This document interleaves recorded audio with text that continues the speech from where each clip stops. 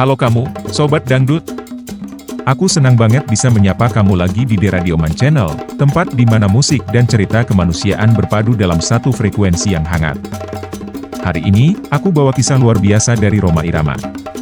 Bukan soal panggung megah atau konser kolosal, tapi soal hati. Bayangin, di tengah dunia hiburan yang serba komersial, Rhoma Irama pernah menolak bayaran saat manggung. Bukan karena promotor nggak punya duit, tapi karena solidaritas. Sobat Dangdut, cerita ini terjadi di akhir tahun 2001. Saat itu, sejumlah seniman tradisional dan musisi senior Indonesia sedang menghadapi masa-masa sulit secara ekonomi. Banyak dari mereka yang sudah tua, sakit-sakitan, bahkan ada yang kesulitan biaya hidup. Melihat kondisi ini, beberapa komunitas seni menginisiasi konser amal untuk menggalang dana.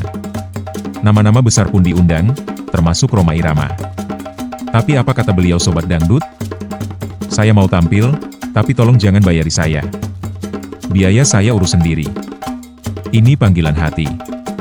Sobat Dangdut, itu bukan cuma ucapan di depan media. Rhoma benar-benar datang tanpa meminta Rp1 pun.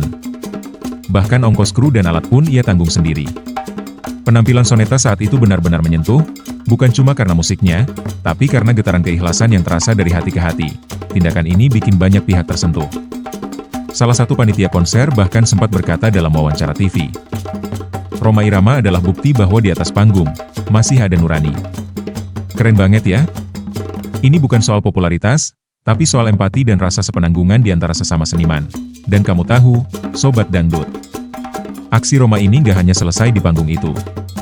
Ia juga membuka pintu komunikasi dengan beberapa tokoh budaya, agar ada perhatian pemerintah yang lebih serius terhadap nasib seniman tua. Nah, Sobat Dangdut, di balik suara emas dan lantunan syairnya, Rhoma Irama juga punya hati emas yang gak ragu berdetak untuk sesama.